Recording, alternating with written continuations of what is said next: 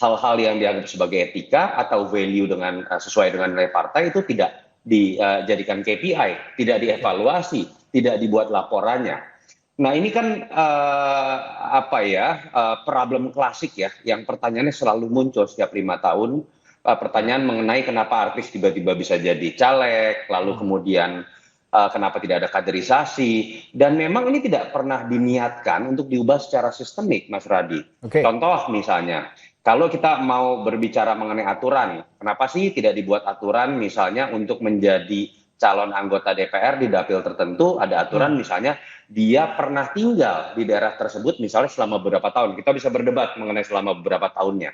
Ketika ada seseorang bisa menjadi caleg DPR atau DPRD misalnya, caleg DPR lu nggak main-main mewakili di level nasional, itu tidak ada aturan yang misalnya memaksa bahwa dia beberapa tahun pernah menjadi kader di partai tersebut, sehingga bisa dipertanggungjawabkan bahwa dia memang punya track record sesuai dengan partai tersebut. Ini kan tidak pernah memang dengan niat dibuat dalam sebuah aturan. Inilah yang kemudian menyebabkan setiap 5 tahun kita melihat dan bertanya tentang hal-hal yang sama. Ngomong-ngomong orang partai, Bung Zulfan ini juga kan lama di partai ya, di DPR juga 2 periode begitu. Ya, ini juga sebagai representasi partai. Nah, yang disebutkan oleh Bung Toto tadi, saya tertarik begitu. Benar nggak bahwa sebenarnya partai politik itu sebenarnya tidak sadar dengan kelakuan kadernya yang minus, baru disadarkan dengan sesuatu yang viral?